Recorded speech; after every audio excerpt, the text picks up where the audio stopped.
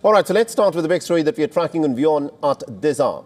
Tensions have reached an all-time high in West Asia after the Iranian reprisal in which it fired a barrage of nearly about 200 missiles into the state of Israel.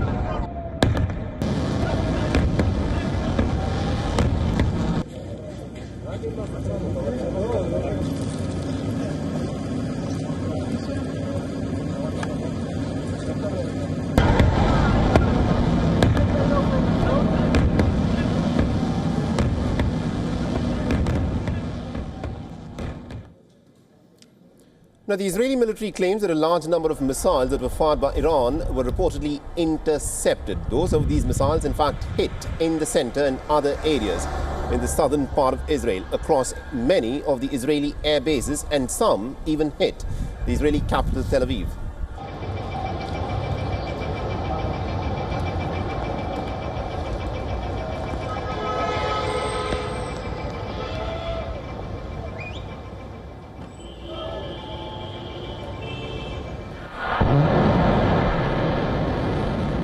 And Israel's all-weather ally, the United States, of course, jumped to its defense. The US naval warships fired interceptors to help defend against the incoming missiles. The Israeli air defense systems were activated to counter the barrage. The Pentagon reported that most of the missiles were intercepted, averting a greater amount of destruction.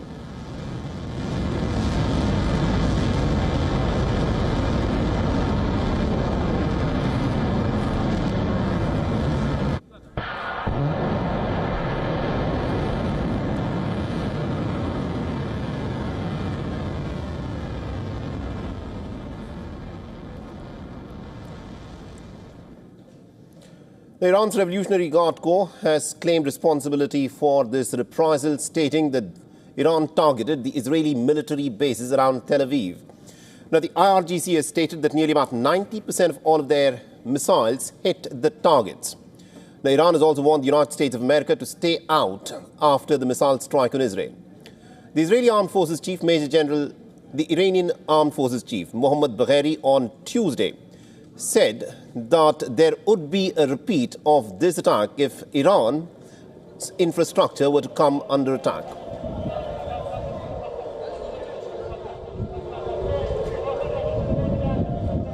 If the Zionist regime that has gone crazy is not controlled by America and Europe and wants to continue these crimes or wants to do anything against our sovereignty and territorial integrity, tonight's operation will be repeated several times stronger and all their infrastructure will be targeted. Now, the Israeli Prime Minister Benjamin Netanyahu also issued a warning after the Iranian reprisal. He said that Iran has made a big mistake and it will pay for it. Listen. We will uphold the rule we have set. Whoever attacks us, we attack them. This holds true wherever we fight the axis of evil. Now, the Israeli Defense Forces Chief of Staff, Lieutenant General Herzi Halevi, has said that the IDF will respond with some precise and surprising offensive capabilities. The world leaders, including the American President Joe Biden, the British Prime Minister Keir Starmer, and the Australian Prime Minister Anthony Albanese, have all condemned the reprisal and have extended their support to the State of Israel.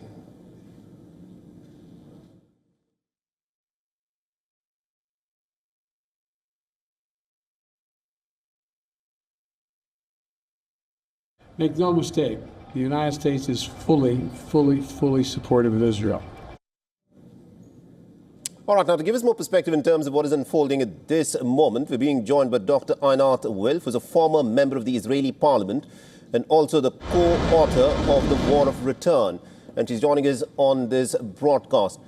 Now, Dr. Wilf, this reprisal by the Iranians that we witnessed in the last 12-odd hours in many ways has changed the rules of engagement. Give us a sense as to what has been the level of damage within Israel and how Israel intends to respond to this.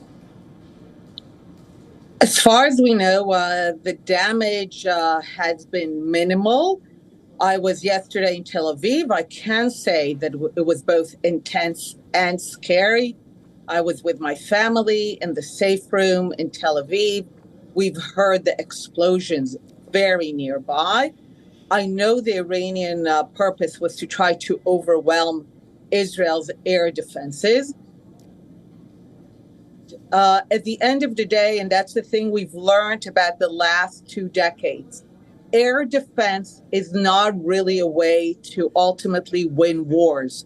What Israel used to know, and in fact much of the world used to know, is you win a war not by hunkering down in the bunker. You win it by taking it to the enemy's territory and by defeating its ideology. And as we know, Israel has no border with Iran, has no territorial dispute with Iran. Iran is the one that has decided many years ago, when it came to power, that its theological objective is to get rid of the Jewish state, of Jewish sovereignty in any borders. That remains their goal. I think they believe that getting rid of the Jewish state will somehow give their regime legitimacy. And just like Nazi Germany and just like Imperial Japan, the world will only be free once this ideology is fully defeated. All right. Now, just to come back to the conflict that is currently on hand.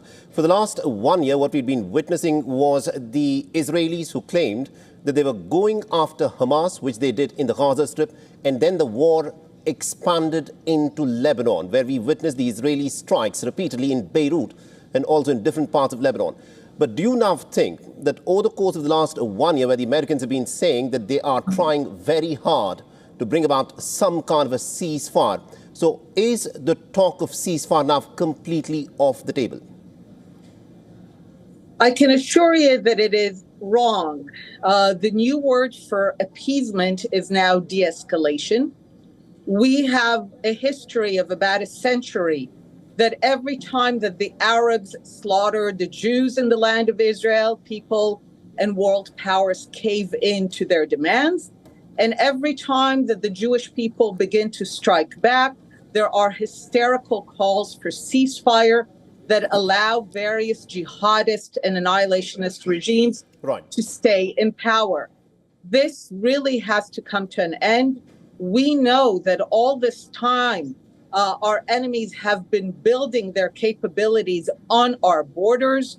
Hezbollah has made it clear that it planned to carry out an October 7th type massacre taken to the 10th and 100th degree.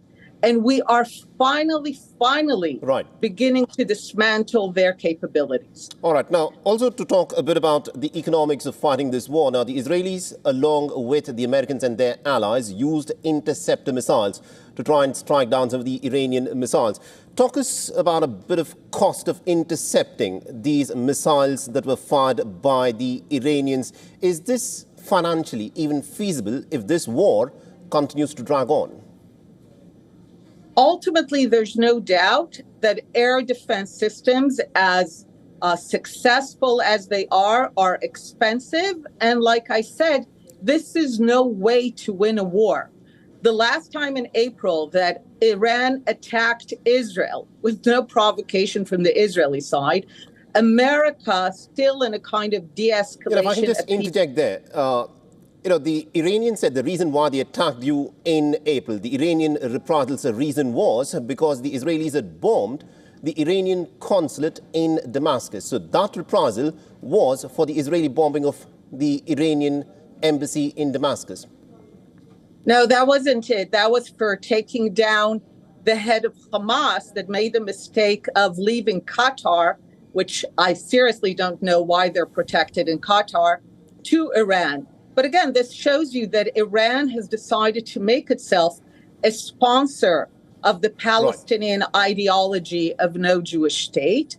And by the way, if you look at the last century, every country that decided to sponsor the Palestinian ideology of no Jewish state was defeated and found its ideology in the dustbin of history. It was the Nazis, the Pan-Arabists, and the Soviets. And I can assure you that the Ayatollah regime will find the same fate as its predecessor supporters of the extremist ideology of no Jewish state. All right, we'll have to leave it there. Thank you very much indeed for joining us. For all the latest news, download the WION app and subscribe to our YouTube channel.